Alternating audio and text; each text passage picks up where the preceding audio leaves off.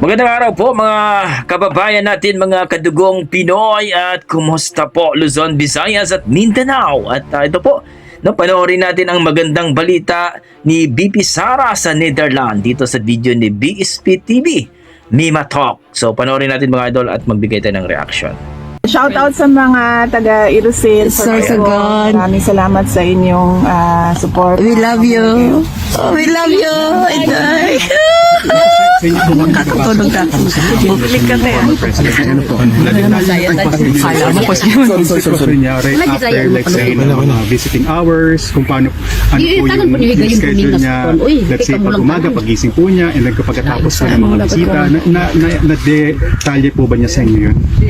Wala. Hindi namin napag-usapan yan. Tinanong ko lang siya anong ginagawa mo sa loob, and then he said na nanonood ako ng TV kasi may TV, may access sila sa TV. And then, sinabi ko sa kanya, ayaw mo ba talaga ng libro kasi pwede namang katabilhan. Sabi niya, hirap daw talaga siya makakita. So, and yun lang. And then, nag-request siya ng dental floss. Sorry, ma'am. Sorry, sir. So, sabi ko doon sa nurse, paano kami makabigay ng dental floss sa kanya. So, apparently, merong tindahan doon sa loob na pwede silang bumili, i-charge lang sa account nila. So, isa yun sa mga kailangan ko at sigasuhin din. Sino nagbabayad po ng account? Kami, lalagyan namin ng load yung account niya. And then, bibilhin niya yung dental floss doon sa loob.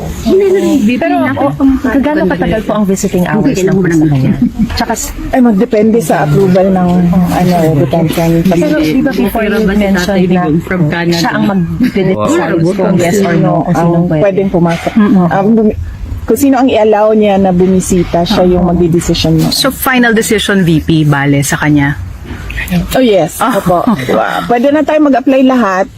Tapos I do not know kung pinaprocess siya ng detention kung yes or no, depending on your reason per visit. Okay.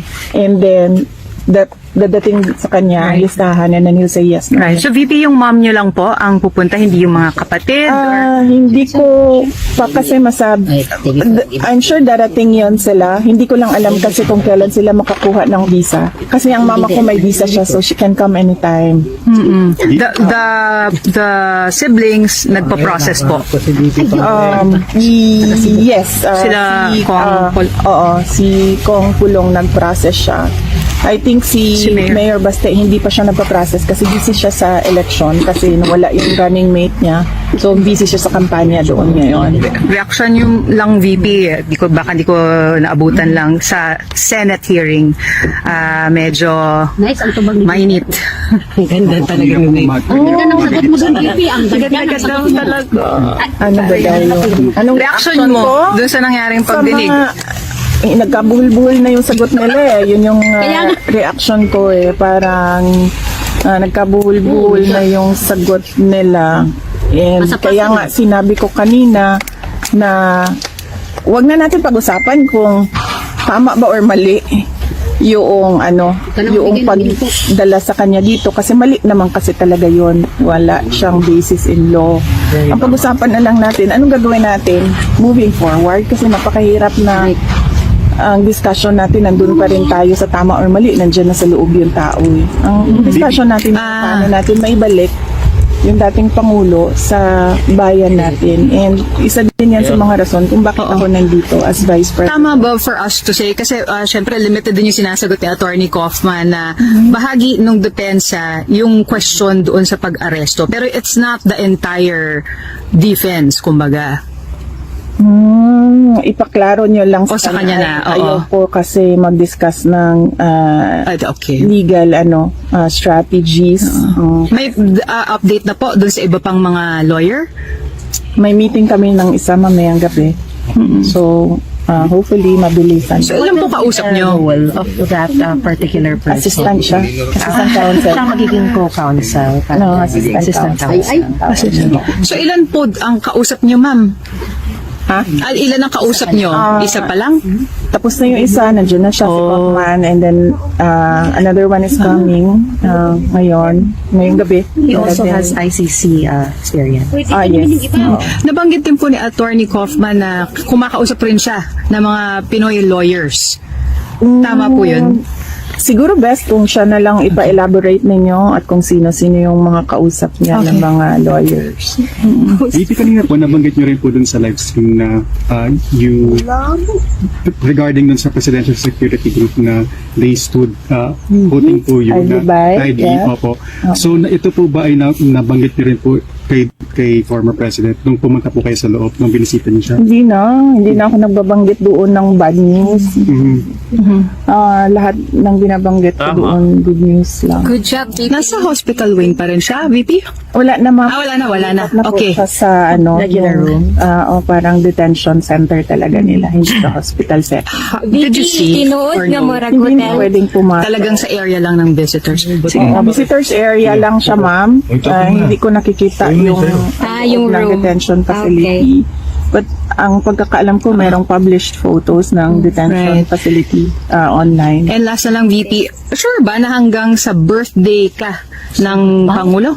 Yes, sigurado yon hanggang birthday. 28. So 20 na. Okay. So, hindi niyo po i-maximize yung visa na Hindi hanggang April. Kasi hindi ako makakabalik kung uubusin ko yung number of days na allowed. So, kailangan ko rin reserve yon para makabalik ako dito to check on things. Okay po. VP, klaro ko lang po yung isa po din.